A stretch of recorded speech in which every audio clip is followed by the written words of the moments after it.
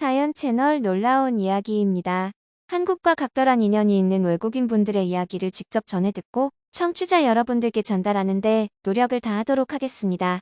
오늘의 사연자를 모셔보겠습니다. 안녕하세요. 안녕하세요. 저는 스웨덴에 살고 있는 에바라고 합니다. 네, 오늘은 스웨덴의 에바 씨와 함께 이야기해 보겠습니다. 어떤 사연을 가지고 오셨나요? 네, 저는 한국에 있는 특별한 음식 문화에 대해서 이야기해 보려고 합니다. 네, 한국의 음식 문화는 외국인들이 좋아하는 것 중에 손에 꼽히는 문화죠. 에바 씨는 특별히 좋아하는 한국 음식이 있나요? 네, 저는 불판에 구워 먹는 삼겹살이 가장 맛있었어요.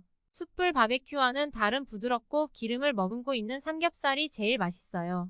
맞아요. 저도 고기 중에는 삼겹살을 가장 좋아해요. 한국이라면 삼겹살은 절대 빼놓을 수 없는 음식이죠.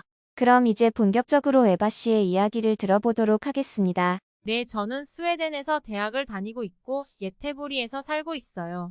예테보리는 스톡홀름에 이어 두 번째로 큰 도시이고 북유럽 국가에서 다섯 번째로 큰 도시예요. 예술 문화의 도시라고 불릴 만큼 매년 많은 음악 축제와 영화제 등 많은 축제들이 열리고 특히 매년 9월에 열리는 예테보리 도서 박람회는 스칸디나비아 최대의 문학 축제로 유럽에서 둘째로 큰 규모의 도서전이 열리기도 해요. 이런 문화예술의 도시인 만큼 제가 한국에 대해서 알게 된 것은 고등학교 때 BTS를 좋아하는 친구 영향이었어요. 친구가 매일같이 BTS 음악을 들었고 멤버들 얘기를 매일같이 하다 보니 저도 모르게 BTS에 같이 빠져들면서 K-팝뿐만 아니라 한국 드라마도 빠져들게 되고 자연스럽게 한국에 대해 궁금하게 되었어요. 스웨덴에서 한국의 인기가 얼마나 좋냐면 스톡홀름 대학에는 한국어 학과가 있는데 처음 개설된 2009년엔 30명에 불과했지만 현재는 100명이 넘을 정도로 한국어 학과가 인기가 좋아요.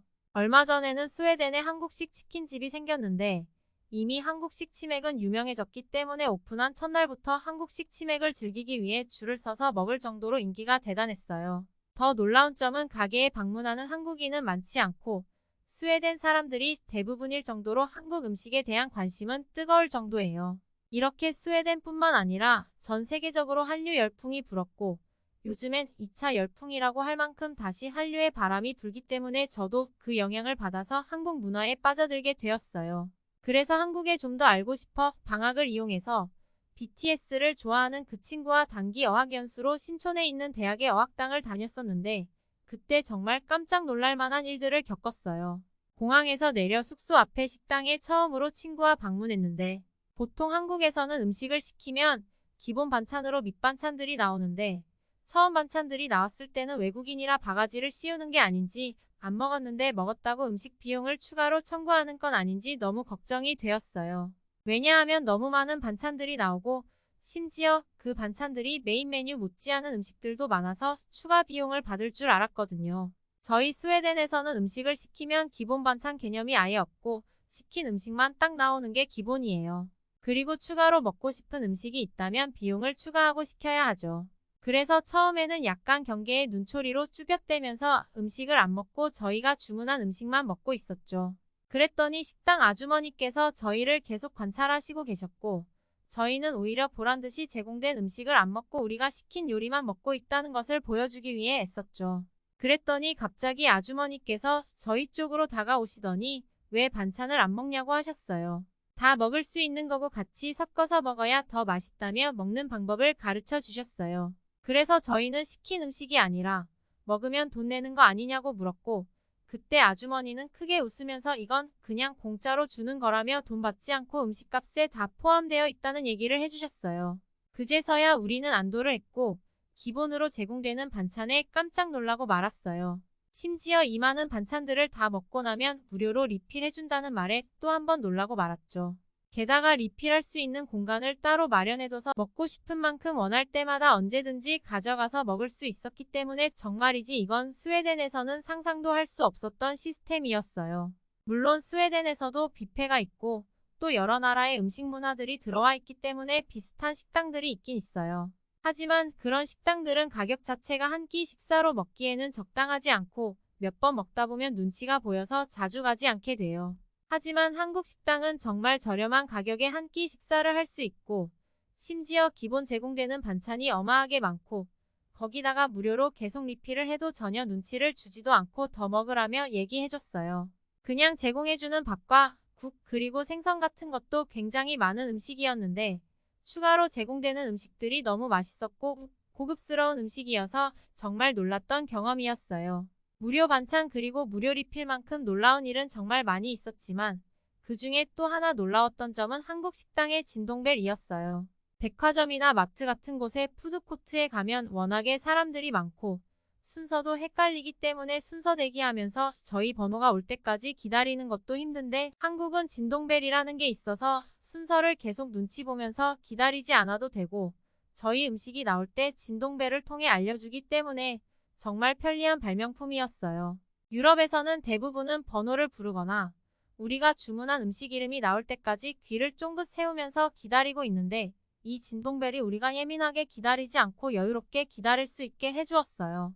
그리고 반대로 우리가 종업원을 부를 때도 벨이 있어서 힘들게 종업원이랑 눈 마주칠 때까지 기다리지 않아도 되고 주변 사람에 민망하게 소리치며 부르지 않아도 종업원분들이 번호를 보고 알아서 우리 쪽으로 오기 때문에 참 좋은 시스템인 것 같습니다. 그리고 한국인 친구의 집에 잠깐 들를 일이 있었는데 앉아서 이런저런 이야기 하다 보니 저녁 시간이 다 되어서 집에 가려고 했더니 친구가 밥을 먹고 가라고 하는 게 아니겠어요.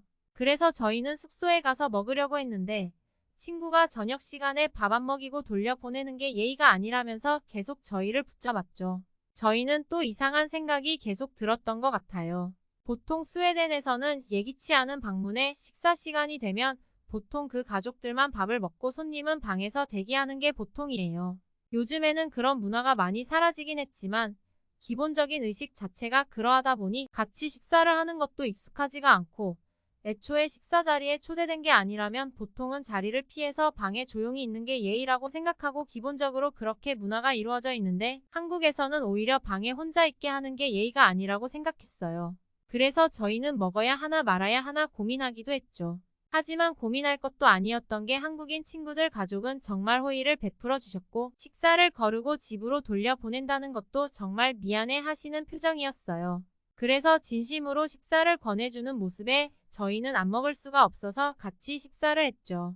식사를 하는 내내 끊임없이 부담스러울 정도로 음식을 권해주셨고 계속 베풀려는 모습이 너무나 인상 깊었고 한국인의 정이 이런 거구나 하는 걸 느낄 수 있는 순간이었어요.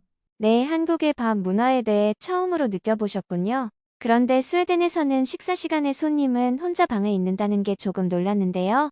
친한 친구 사이라도 그렇게 혼자 방에 있는 게 익숙한 일인가요? 네, 맞아요. 예정되지 않은 경우라면 식사 시간에 보통 혼자 방 안에 있는 경우가 많아요. 그래서 손님들도 배가 고플 수 있기 때문에 도시락을 가지고 오는 경우도 있고 먹을 걸 조금씩 챙겨오는 경우도 있어요. 아, 그렇군요. 저희 한국인으로서는 조금은 다른 문화라서 조금 놀랐습니다만 각자의 문화가 다른 만큼 그럴 수도 있구나 라고 이해하도록 하는 게 좋겠습니다. 네, 오늘은 스웨덴의 에바 씨와 함께 이야기해보았는데요. 다음번에도 좋은 내용으로 찾아오도록 하겠습니다. 지금까지 다양한 사연을 전해드리는 채널 놀라운 이야기였습니다. 다음번 영상에도 좋은 사연으로 구독자 여러분들과 함께 하겠습니다. 감사합니다.